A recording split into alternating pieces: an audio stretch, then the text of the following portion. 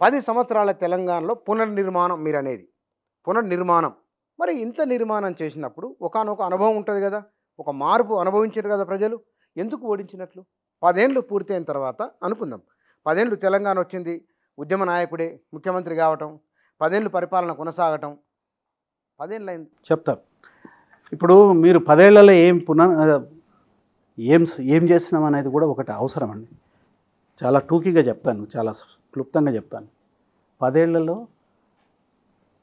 శాంతి భద్రతలని కాపాడేదానికోసము తెలంగాణ ఒక శాంతియుతమైన రాష్ట్రము, ఇక్కడ ఎవరికి ఏ రకమైన సమస్యలు రావు అనే దానికోసం శాంతి భద్రత వ్యవస్థ, పోలీస్ వ్యవస్థని పటిష్టం చేయడం జరిగింది. తర్వాత ఎట్టి ఇన్సిడెంట్ జరిగినా కానీ ఇమీడియట్గా దాన్ని న్యూట్రలైజ్ చేసే పద్ధతిలో శాంతి భద్రతలు కాపాడడం జరిగింది. దానికి కమాండ్ కంట్రోల్ సెంటరే కానివ్వండి, తర్వాత జిల్లాల విభజనతో 4 నియోజకవర్గాలకి ఒక ఎస్పీ ఉంటాడు, ఒక కలెక్టర్ ఉంటాడు, 33 కలెక్టరేట్లు, 33 ఎస్పీ వ్యవస్థలు, తర్వాత ఎస్పీ కొన్ని చోట్ల కమిషనరేట్లు, ఇవంతా చేయడం జరిగింది.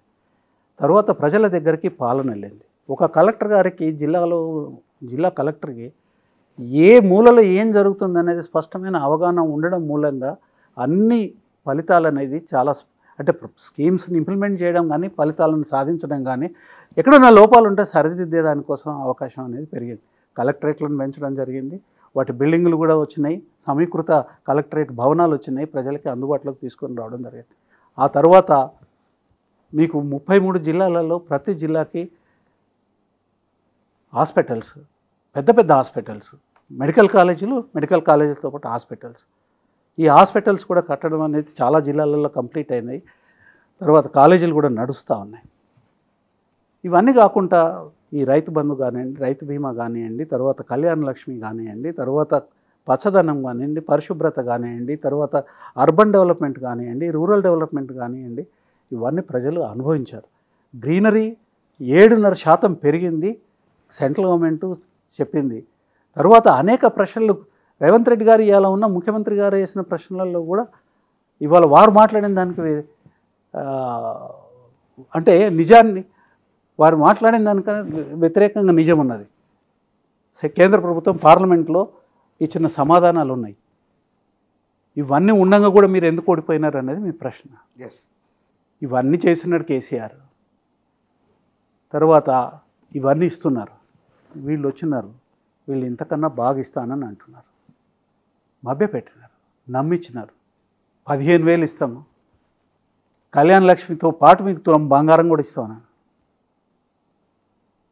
బంగారం లేదు, కళ్యాణ లక్ష్మి పోయింది. వెనకటికి ఒక కళ్ళ డాక్టర్ దగ్గరికి ఒక ఊరైనా పోయింది. అరే నాయన, నీ కన్ను నేను బంగారంలాగా చేస్తానని ఆపరేషన్ చేసింది, కన్ను బీకింది. బంగారం బాయ్, కన్ను కూడా బాయ్, ఆ చందమైనది కదా. ఇక్కడ కళ్యాణ లక్ష్మి లేదు, బంగారం లేదు. నమ్మిరండి ప్రజలు. ప్రజలు ఎందుకు నమ్మకూడదు?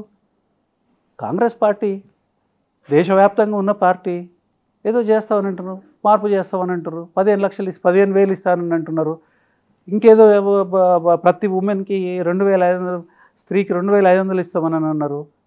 ప్రలోభపడ్డారు. ఇవి కాకుండా కొన్ని మిస్టేక్స్ జరగవచ్చు, జరగవు అనేది ఒక పరిపాలన చేసేటప్పుడు ప్రతిదీ కూడా 100% జరుగుతుంది, మంచిది అంటే కరెక్టే జరుగుతుంది అనేది ఉండదండి.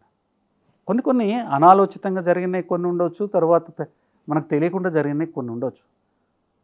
ఇవాళ వాళ్ళు సరిదిద్దుకునే అవకాశాన్ని ఇచ్చినారు కాబట్టి సరిదిద్దుకోవాలి. సరిదిద్దుకోకపోతే కష్టపడతాం, నష్టపోతాం, రాష్ట్రం కూడా నష్టపోతుంది. ఇప్పుడు 5 నెలల్లో తర్వాత ఎంతసేపు ఏం జరగలేదు అని అంటే ఇప్పుడు ఏం జరగకుండా ఎట్లా ఉంటుందండి? 2014లో ఎక్స్పోర్ట్స్, తెలంగాణ ఐటీ ఎక్స్పోర్ట్స్ 57,255. మరి 2023లో 2,41,275 కోట్లు.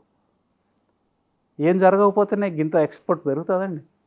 ఎంప్లాయ్మెంట్ దాంట్లో, ఆ రంగంలో ఎంప్లాయ్మెంట్ 2013-14లో 3,35,304 నలుగురు ఎంప్లాయీస్ ఉండేవాళ్ళు ఇందులో ఐటీ రంగంలో.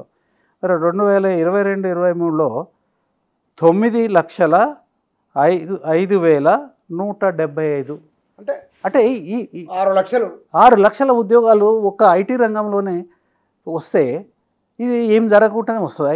ఐటీ రంగం ఉట్టిగానే పెరుగుతుందండి. ఇన్ఫ్రాస్ట్రక్చర్ కావాలి. ఐటీ రంగానికి నిమిషము కరెంటు పోలేదు, నిమిషము నీటి సరఫరా బంద్ కాకుండా, తరువాత అక్కడ ట్రాఫిక్ వ్యవస్థ బాగుండాలి అని 38 బ్రిడ్జీలు హైదరాబాద్లోనే కట్టినారు. అండర్ పాస్లు అయితేంది, ఓవర్ బ్రిడ్జ్లు అయితేంది, ఫ్లైఓవర్లు అయితేంది, స్ట్రాటజిక్ రోడ్ డెవలప్మెంట్ ప్రోగ్రామ్ ఒకటి తీసుకొని చేసినారు. కళ్ళ ముందు కనిపిస్తూ ఉంది, ప్రజలు అనుభవిస్తున్నారు. ఏమెందుకు జరగలేదు? జరగకపోతే ఇది ఎందుకు అవుతుంది? ఇప్పుడు ఇది జరగలేదని కనుక మీరు పరిపాలిస్తున్నారు. నేనేమంటున్నానంటే వారికి ఒక మనవి, మీరేమైనా తప్పులు మేమేమైనా చేస్తే తప్పుల్ని ప్రాగ్మటిక్గా మీరు ఒక పద్ధతి ప్రకారం మీరు ఏం చేస్తారో చేసుకోండి. విమర్శిస్తారా విమర్శించండి, కేసులు పెడతారా కేసులు పెట్టుకోండి, మేము ఎదుర్కొంటాం దాన్ని. కానీ ఉన్నదాన్ని లేదని అంటే మీరు నష్టపోతారు, మీ పరిపాలనకి విలువ ఉండదు, ఆ తర్వాత ప్రజలు నష్టపోతారు, తెలంగాణ నష్టపోతారు. తెలంగాణ ఇమేజ్ దెబ్బతినకుండా మీరు ముందుకు పోండి. ఇవాళ మనం గతంలో జరిగిన ఒకానొక పని, వర్ధమానంలో జరుగుతున్న ఒకానొక చర్య, దానికి జ్యుడిషియల్ ఎంక్వైరీ విద్యుత్ రంగంలోనూ సాగునీటి రంగంలోనూ. ఈ కమిషన్లు దేని మీద వేస్తారండి? ఒక విధమైన సమస్య మీదే వేస్తారు.